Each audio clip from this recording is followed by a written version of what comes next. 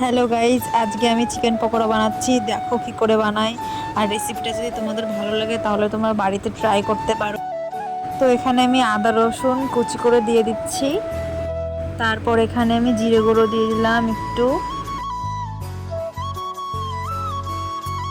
তারপর লঙ্কা গুঁড়ো দিয়ে দিচ্ছি বেশি করে, ঝাল ঝাল না হলে ভালো লাগে না খেতে পকোড়া যেহেতু। এক এক চামচ লবণ দিয়ে দিলাম, একটু দিয়ে দিলাম বেশি করে, আমি লবণ বেশি খাই। তারপর একটু গরম মশলা দিয়ে দিচ্ছি বেশি করে, নাহলে মাংস যে কাঁচা গন্ধটা সেটা নয় থেকে যাবে, তার জন্য। তারপরে চালের গুঁড়ো দিয়ে দিচ্ছি। চালের গুঁড়োটা কেন দিচ্ছি, কারণ চালের গুঁড়ো দিলে পরে মচমুচি একটু ক্রিস্পি ক্রিস্পি খেতে হয়, এই জন্য বেশি ভালো লাগে, তার জন্য আমি চালের গুঁড়োটা দিয়েই বানাচ্ছি।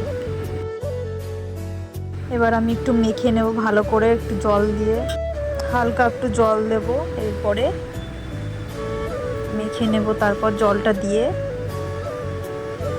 এখানে আমি ভালো করে মাখিয়ে নিয়েছি।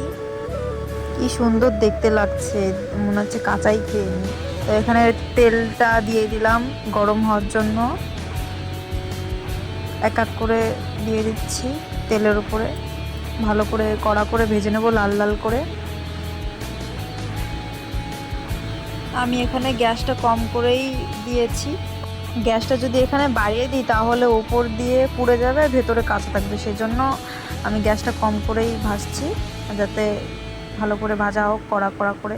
এখানে লাল লাল করে ভেজে নিয়েছি সুন্দর, এখানে হয়ে গেছে ভাজা একদম লাল লাল কড়া কড়া। ওয়াও, তো তুলে নিচ্ছি আমি এখন।